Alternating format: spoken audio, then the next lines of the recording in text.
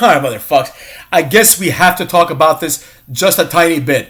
Not so much what happened, necessarily, but more so the general, talk, if you will, around it, right? The general talk around it is what's important. You know what I mean?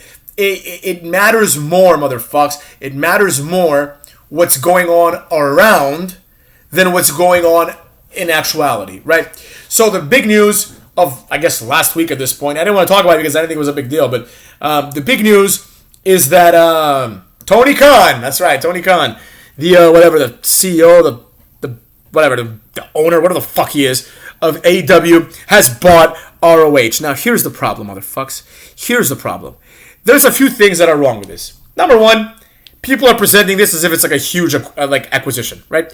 First of all, you've acquired nothing, right? You've once again, people have used Tony Khan to make money, right?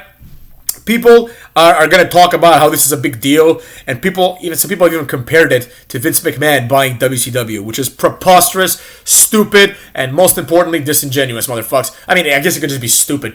Some people are dumb. So, here's the thing about this, right? ROH provides nothing for AEW. Oh, but Hater, they're a library. Nobody cares, all right? Nobody cares about ROH. If people cared, they wouldn't go out of business. ROH was not this financially successful company in any capacity, so that buying them is not a huge get. Versus WCW, even though they were hemorrhaging money, their gross margins were very low, in the negatives, but their gross revenue was huge. So WCW could draw people. Even though they're losing money because they're paying someone $1 million and that person's bringing in $800,000, right? That person's still bringing in $800,000. All you had to do was pay the guy $600,000 and problem solved. Or find a guy that can do the same thing, whatever the case may be, right? So gross revenue is very important in a business. It's not as important as net revenue, of course, but it's important because it's an indicator that there's a market for it. Whatever you have, there's a market for it. Then you can figure out the economics behind the scenes. But there's a market for it. For ROH, there is no market. ROH has been a DVD-based company for 25 years. Everyone that's ever been good has gone to WWE, including people that have not been good, like Kevin Owens, right? And Sami Zayn, So, Tony Khan buying ROH is not a big get in any capacity. It's not good. It's just a waste of money, He basically did it looks like to me, just so he could say, I did it. Just so he could feel like he's a business guy and he's a wrestling guy. And in my opinion, he's neither. And here's the thing. Here's the real kicker, all right? In doing so, he has wasted money he doesn't have. No, but I think he's a billionaire. First of all, no, he isn't. He probably has no money, and it's all his dad's money. Now, I'm sure his dad's given him some money here and there. And, he has a budget. But he's well over the budget. As far as I know, AEW is in the red, and they're still not profitable. Now, again, this is understandable. It takes time to come up with profits for a company, right? Again, if AEW's gross revenue is $10 million, but their costs are $12 million, at least there's a demand for it. You can eventually, lower your costs through other means. That's what's happening here. I'm not saying that AEW is a complete failure of a company. And as a matter of fact, I would say they're a huge success, everything considered. But here's the problem. Because you're hemorrhaging money, you're in no position to buy ROH. Especially if you're just doing it for the PR. They don't have anything to offer. That being said, motherfuckers, there's nothing newsworthy here. This was a thing done just for the moment. They can now have, if they wanted to, an ROH invasion angle, but the problem is, all the ROH guys that matter are in WWE. There isn't one ROH guy that's, good right now. Who is it? Who was the last ROH champion? I don't even know. Typically, I know these things, motherfuckers, but, what are you going to do? I don't know it. Matter of fact, I don't think anybody knows it. I mean, there's just a few people over there but that might know. But the facts are, nobody really cares about ROH. And no one has for a while. So people, apparently some guy named Jonathan Gresham. Who the fuck is this guy? Who the fuck defeated Jay Lethal for the vacant belt at Final Battle? Who the fuck is Jonathan Gresham? What is he, he's 33. He's not even, young. He's 33. He's 5'4". Are you kidding me? It's a 5'4" guy. Get the fuck out of here with this bullshit, I don't care if this guy's the best wrestler of all time. Doesn't matter. What matters is this, motherfuckers. Nobody's going to give a shit if Jonathan Gresham, who's 5'4", is going to come in and invade AEW. Because all they would need to do is send out Wardlow, and that's the end of that, motherfuckers. Send out Jake Hager, that's the end of that. Hell, send out Sonny Kiss, and that's the end of that. What I'm getting here, what I'm getting at here, motherfuckers, is very, very simple. Buying ROH is just a PR stunt. They get no resources. What the hell does ROH's roster look like? You know? And people already are saying like, oh, maybe AEW could convert ROH into a developmental brand. Why would they need to buy ROH for that? The only reason you'd buy ROH is if ROH has some prestige. They don't have any prestige, right? So if ROH had a lot of prestige, you know, then they could buy it and be like, all right, this is part of like our second show, right? But if all you're going to do is create a new developmental programming, then just do that. Just do that. Why did you even start AEW? Just buy ROH and that can be your company, you know? Or, you know, the same way they did Rampage, which is failing, I'm sure, right? Start a new concept, right? Just like WWE did NXT. Do something like that. It's not going to work because they don't have the capacity to do that. Like there's no benefit to being in like the developmental league of AEW. The only place where it's okay to be developmental is WWE because the next step is you go to WWE and go to WrestleMania. That's the difference, cucks. So with that being said, there's nothing to gain from any of this. People generally have, I think, missed this point significantly because they think that it's like a huge deal. You know, they think it's like this huge acquisition. They think that it's indicative of AEW's success. It's not. You can buy money. I mean, you can buy a company with borrowed money, which is exactly what he did. Because if they're in the red, he has to find the money somewhere. Where's he going to find it? He doesn't have it. The company doesn't have it. So it's either money that's Tony Khan's personal money, which is very possible because I'm sure he bought it for like $50, right?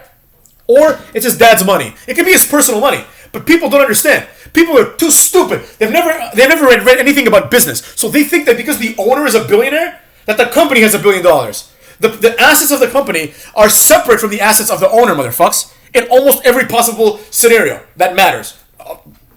Actually, a lot of them aren't like that, but in this context, in the context of huge companies, it's almost always going to be incorporated, right? It's not like it's like a sole proprietorship, obviously. So with that being said, it's like the on the balance sheet of AEW, the company, there's red, motherfucks. They're at a negative. Now, if the owner wants to then use his own money to finance the company, that's still losses. You know, the company has to borrow that money from the owner.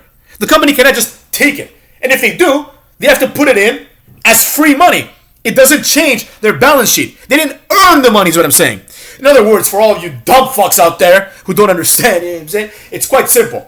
If you sell something and you get $10 million by selling it, but it costs you $12 million to sell it, you're losing $2 million. Now, if then someone comes and gives you $5 million, you're still losing $2 million. This $5 million does not offset this negative $2 million. You're like, oh, well, now I have $3 million. Well, you have $3 million because someone gave you money. Motherfucker, someone gave it to you. Your company didn't earn that money. Someone gave it to you for no reason. That's what's happening here. And with all that being said, in my personal opinion, as a business genius, motherfuckers, I don't think that he should have bought ROH. I understand why he did it. I understand why fucking Tony Khan did it. Of course I do. He did it because his general, perception is that if he buys it, it's going to stir up some conversations. Problem is, last I heard, the ROH locker room, which is like 4 people and Maria Kanellis, it's basically fucking Maria Kanellis and Mike Kanellis. Mike Kanellis, who was a jobber on 205 Live. He was a guy that consistently lost on 205 Live. This guy's like he is on the lowest level of wrestling superstar, that has been in WWE. These people are now invading TNA, which also has lost a lot of prestige. So it's like, who gives a shit if TNA and AEW both invade AEW? Oh, TNA and fucking ROH invade AEW. Who cares? They're presented as the jobber league, so who cares? It's not. They're not like close.